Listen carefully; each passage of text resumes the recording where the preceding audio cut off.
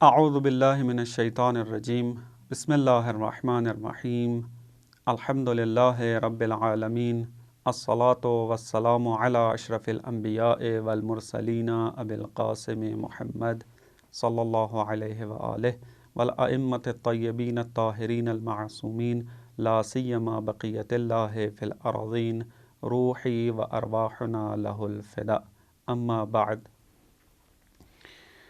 آپ کی خدمت میں احوال قبر کے بارے میں بات چل رہی تھی اور یہ مطلب ذکر ہوا تھا کہ عذاب قبر عالم برزخ ہی میں انسان کو نصیب ہوگا اگر وہ گناہ گار ہوا۔ ایسا نہیں ہے جیسا کہ بعض منحرف کہتے ہیں کہ جتنے بھی احوال قبر کے بارے میں ذکر ہوئے ہیں وہ قیامت کے لیے ہیں، عالم برزخ نام کی کوئی چیز موجود نہیں ہے۔ مثلا اگر قرآن کی طرف رجوع کیا جائے تو سورہ غافر میں آیت نمبر 45 میں اس حقیقت کی طرف اشارہ ہوا ہے۔ اعوذ باللہ من الشیطان الرجیم وحاق بآل فرعون سوء العذاب۔ آل فرعون کو سخت عذاب نے گھیر لیا۔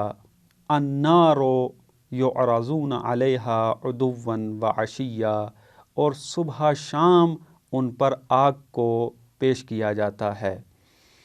وَيَوْمَ تَقُومُ السَّاعَةُ أَدْخِلُوا آلَ فِرْعَوْنَ أَشَدَّ الْعَذَابِ، اور جب قیامت کا دن ہوگا اس وقت آل فرعون کو یہ کہا جائے گا کہ شدید ترین عذاب میں داخل ہو جاؤ۔ اب آپ نے دیکھا کہ قیامت کے دن جو عذاب ہوگا وہ اور ہے، اور اس سے پہلے بھی ایک عذاب کا ذکر ہوا ہے، وہ عالم برزخ والا عذاب ہے، چونکہ قیامت والا عذاب خداوند متعال نے جدا ذکر کیا ہے۔ یا اسی طریقے سے امام سجاد علیہ السلام کی روایت کی طرف اگر رجوع کیا جائے تو یہ مطلب اور بھی زیادہ روشن ہو جاتا ہے۔ امام علیہ السلام فرماتے ہیں کہ القبر اما روضۃ من ریاض الجنہ او حفرۃ من حفر النیران، کہ قبر یا تو انسان کے لیے جنت کے باغوں میں سے ایک باغ بنے گی یا آگ کا گڑھا بنے گا۔ اب یہ تعبیر واضح طور پر اس حقیقت کی طرف اشارہ کر رہی ہے کہ عذاب قبر جو ہے وہ انسان کو قبر کے اندر ہی حاصل ہوگا۔ سوال اب یہاں پر یہ ہوتا ہے کہ کیا کون سے اعمال سبب بنتے ہیں کہ جن کی وجہ سے انسان کو فشار قبر نصیب ہوتا ہے؟ کیونکہ عذاب قبر میں سے ایک عذاب جو ہے وہ قبر کا تنگ ہو جانا ہے، فشار آ جانا ہے، تنگ ہو جانا ہے قبر کا۔ روایات کی طرف اگر رجوع کریں تو اس میں چند عوامل کی طرف اشارہ ہوا ہے۔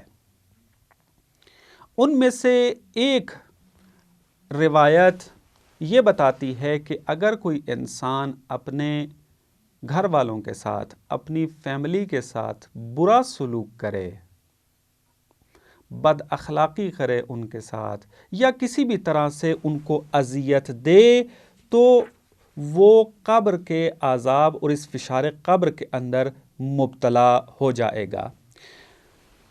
مثلا اگر بحار الانوار جلد نمبر 6 اور صفحہ نمبر 2 کی طرف رجوع کریں تو وہاں پر ایک واقعہ نقل ہوا ہے پیغمبر کے ایک صحابی کا، کہ سعد ابن معاذ جب فوت ہوا تو پیغمبر صلی اللہ علیہ وآلہ نے ان کے جنازے کی تشییع کی، اور ان کے جنازے میں تقریباً 70,000 فرشتوں نے شرکت کی۔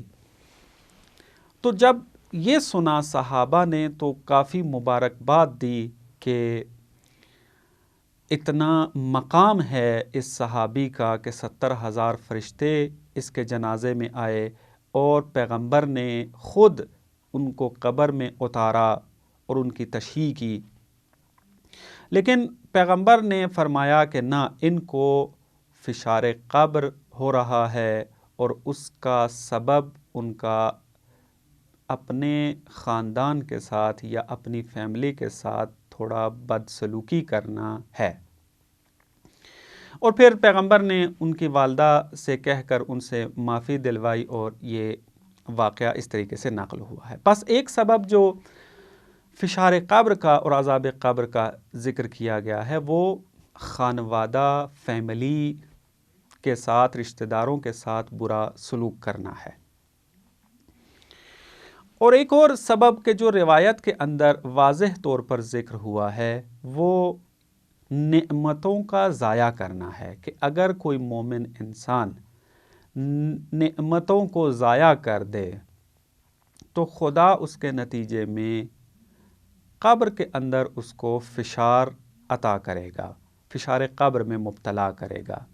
مثلا بحار الانوار کی جلد نمبر 6 صفحہ نمبر 221 ہی میں روایت نقل ہوئی ہے، قال رسول اللہ صلی اللہ علیہ وآلہ ضغطۃ القبر للمؤمن کفارۃ لما کان منہ من تضییع النعم۔ پیغمبر فرماتے ہیں کہ قبر کا جو فشار ہے وہ مومن کے لیے کفارہ بنے گا اس چیز کے بدلے میں کہ جو اس سے صادر ہوا ہے۔ وہ کیا کیا اس نے؟ من تضییع النعم، اس نے جو نعمتیں ضائع کی ہیں۔ پس نعمتیں ضائع کرنا، اب نعمتیں مختلف قسم کی ہیں، انسان کو یہ زندگی ایک نعمت کے طور پر عطا ہوئی ہے، پھر اس زندگی میں جو فرصتیں انسان کو ملتی ہیں وہ فرصتیں بھی نعمت شمار ہوتی ہیں کہ ان فرصتوں سے انسان استفادہ کرے اور خدا کی بارگاہ میں حاضر ہو، نیک کام کو انجام دے۔ خود مال کا عطا کر دینا یہ بھی ایک نعمت ہے، اگر کوئی انسان اس نعمت کو صحیح طریقے سے استفادہ نہ کرے، اس کو ضائع کر دے تو وہ اس عذاب میں مبتلا ہو جائے گا۔ زندگی کو صحیح طریقے سے بسر نہ کی، اس زندگی کو غلط کاموں میں صرف کر دیا، تب بھی یہ تضییع نعمت ہے، نعمت کو ضائع کرنے کے برابر ہے اور اس حدیث کا مصداق بن سکتا ہے۔ پس یہ اس کے علاوہ بھی اور اسباب ذکر ہوئے ہیں، پس اختصار کے ساتھ میں یہی 2 سبب ہی ذکر کرنا کافی سمجھتا ہوں۔ ایک اور جو مسئلہ قبر کے بارے میں ذکر ہوتا ہے وہ یہ کہ جب انسان قبر میں جائے گا تو اس سے سوال کیا جائے گا، منکر و نکیر آئیں گے اور اس سے سوال کریں گے۔ تو یہ سوال کرنا اور جواب دینا کیسا ہوگا؟ اگر یہ کہا جائے کہ یہ سوال اور جواب لفظی ہوگا تو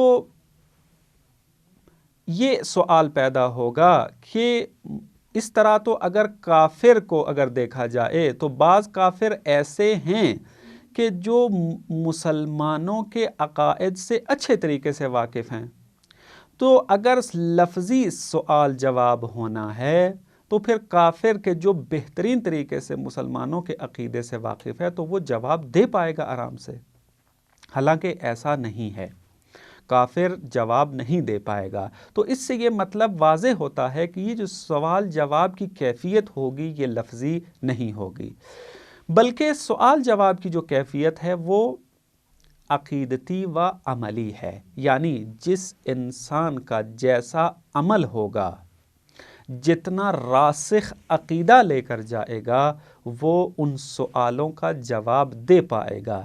لیکن اگر اس کی زندگی میں عقیدہ درست نہ ہو رہا، اس نے عمل درست انجام نہ دیا، توحید کا قائل تو تھا لیکن اس کے مطابق عمل نہیں کیا، معاد کا قائل تو تھا لیکن اس کے مطابق عمل نہیں کیا، رہبری ائمہ کا قائل تو تھا لیکن ان کے فرامین پر درست عمل نہ کیا، اگر یہ صورتحال لے کر قبر کے اندر چلا گیا تو اگرچہ وہ علم رکھتا ہے سوال کے جواب کے بارے میں لیکن وہ جواب نہیں دے پائے گا۔ کیوں؟ اس وجہ سے کیوں جواب وہ دے پائے گا کہ جس کے اندر وہ جواب اترا ہوا ہوگا، جو اس کے بدن کا حصہ بنا ہوا ہوگا، جس نے پختگی کے ساتھ ان عقائد کو اپنایا ہوگا اور اپنی زندگی بسر کی ہوگی۔ پس جو انسان ایسا نہیں ہوگا وہ ان سوالوں کا جواب بھی نہیں دے سکے گا، نہ کافر جواب دے سکے گا اور نہ ہی وہ انسان دے سکے گا کہ جو اپنے اعمال میں کمزور رہا۔ پس اس حقیقت کو اگر آپ سامنے رکھیں تو اگر کوئی یہ اعتراض بھی کر دیتا ہے کہ اگر سوال کیا جائے گا تو کافر تو جواب دے پائے گا، تو اس کا جواب یہی ہے کہ نہ، جواب وہی دے گا کہ جو راسخ عقیدہ لے کر جائے گا۔ وہ انسان جواب دے پائے گا کہ جو اپنے عقیدے کے مطابق زندگی بسر کر کے گیا ہوگا۔ پس فقط مومن صحیح و درست اس کے جوابات دے پائے گا، اس کے علاوہ کوئی انسان اس کے جواب نہیں دے پائے گا۔ والسلام علیکم ورحمۃ اللہ وبرکاتہ۔